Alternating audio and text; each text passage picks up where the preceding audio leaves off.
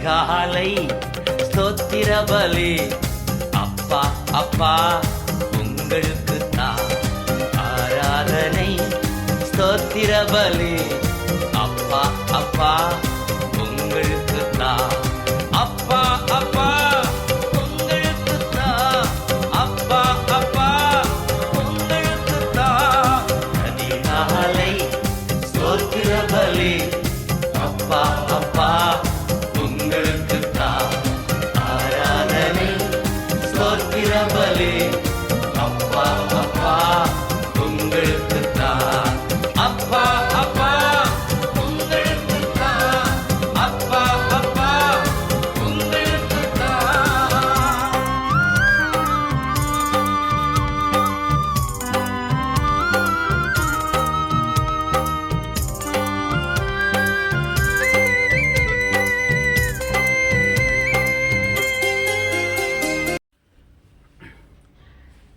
கர்த்தருடைய பரிசுத்த நாமத்திற்கு மகிமை உண்டாவதாக.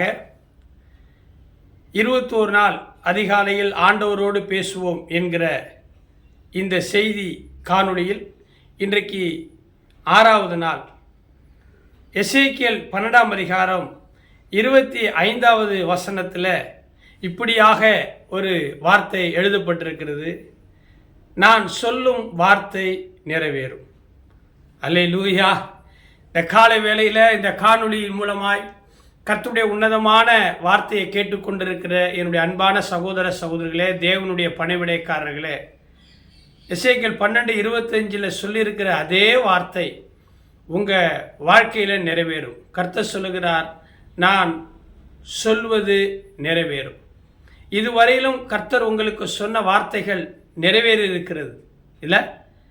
யோசுவா 21:45 எழுதியிருக்கிறது, இஸ்ரவேல் குடும்பத்தாருக்கு நான் சொல்லியிருந்த நல் வார்த்தைகளில் ஒரு வார்த்தை கூட தவறி போகவில்லை, எல்லாம் நிறைவேறிற்று.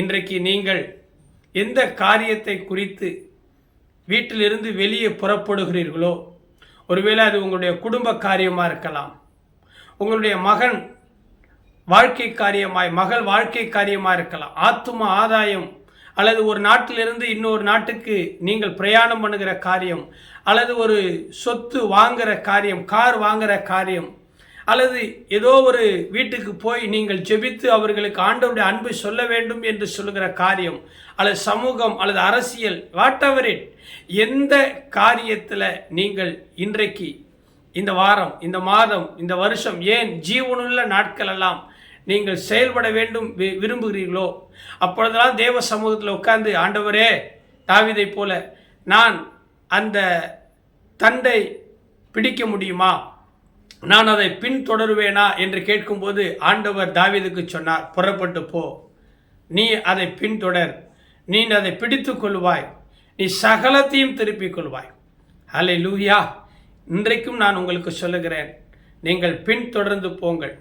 உங்களை அனுப்புகிறது கர்த்தராகிய தேவன். உங்களுக்கு ஒரு பலன் இருக்கும் இல்லையா, அந்த பலன் போல் அக்கம் பக்கத்தில் இருக்கிறவர்களிடத்தில் பலனை வாங்குவது தேவையில்லை. நல்லது தான், வேண்டான்னு சொல்ல. ஆனால் உங்களுக்குன்னு ஒரு பலனை ஆண்டவர் கொடுத்திருக்கிறார். ஏன் தெரியுமா? உங்களை பலப்படுத்துகிறவர் இன்னார் என்று நீங்கள் அறிந்திருக்கிறீர்.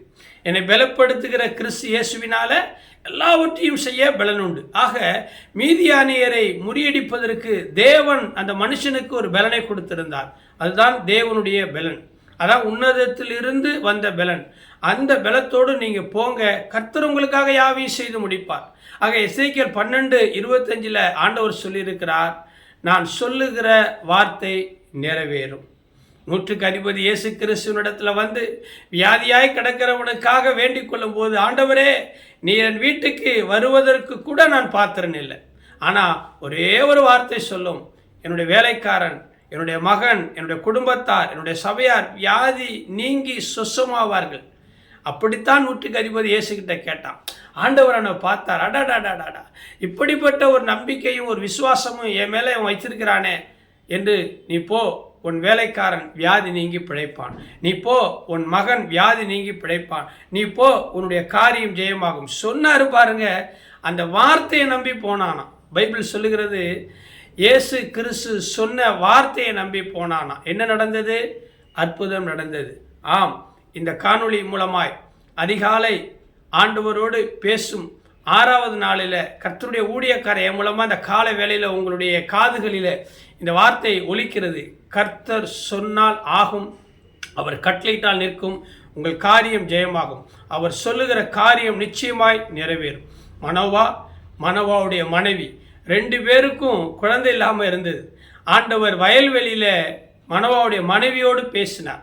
ஒரு உற்பவ காலகட்டத்தில் நீங்கள் ஒரு தாயும் தகப்பனுமாய் இருப்பீர்கள் என்று சொல்லி அப்படியே நடந்தது. இந்த பிள்ளை அப்படியே பிறந்தது.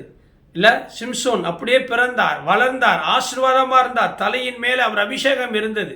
அப்போது அந்த கணவனும் மனைவியும் அந்த தேவனிடத்தில் ஒண்டர், அற்புதம், அதிசயம், நீ சொல்லுகிற இந்த காரியம் நிறைவேறும், எனக்கு தெரியும், நாங்கள் இந்த காரியம் நிறைவேறின பிறகு உங்களை கனம் பண்ண வேண்டும், உன் நாமம் என்னன்னு கேட்டாங்க. பிரியமான ஊழியர்களே, விசுவாசிகளே, யார் இந்த காணொலியை கேட்குறீங்களோ நான் உங்களுக்கு சொல்கிறேன், நான் சொல்லுகிற வார்த்தை கர்த்தருடைய தீர்க்க தரிசனமான வார்த்தை. இந்த வார்த்தையின்படி ஆண்டவர் சொல்லுகிறது அத்தனை நிறைவேறும். நீங்கள் அவர்களை கனம் பண்ணுங்கள், கனம் பண்ண முந்தி கொள்ளுங்கள். அவர் சொன்ன வார்த்தை நிறைவேறும் போது அலட்சியப்படுத்தாதீங்க. இல்லை, யோவான் தகுந்த காலத்தில் சகரியா தகுந்த தூபம் காட்டிக்கிட்டு இருந்தார் ஆலயத்தில். அப்போ தேவனுடைய தூதன் வந்து உனக்கு ஒரு குழந்தை பிறக்குன்னு சொன்னான். ஆனால் நம்ப முடியல. தகுந்த காலத்தில் நிறைவேறப் போகிற வார்த்தையை நீ நம்பலை, நீ விசுவாசிக்கல, அதனால உன்னுடைய வாய் திறக்கப்படக்கூடாத படிக்குன்னு சொல்லி ஒரு கட்டு விழுந்தது. நீங்கள் சகரியை போல் இருக்காதீங்க. இந்த விஷயத்தில் சகரியை போல் ஊழியம் பண்ணுங்க, தூபம் காட்டுங்க, ஆனால் நம்பிக்கையில் நீங்கள் விசுவாசமாக இருங்க. கர்த்தர் உங்களை ஆசீர்வதிப்பார். நம்பிக்கையில் உறுதியாய், ஜெபத்தில் உறுதியாய், விசுவாசத்தில் உறுதியாய் தரித்திருங்கள். கர்த்தர் சொன்ன வார்த்தை நிறைவேறும். கர்த்தருடைய ஊழியக்காரர் நான் சொன்ன வார்த்தையும் நிறைவேறும். மீண்டும் நாளைக்கு சந்திப்போம் கர்த்தருடைய ஆசீர்வாதத்தோடு. God bless you.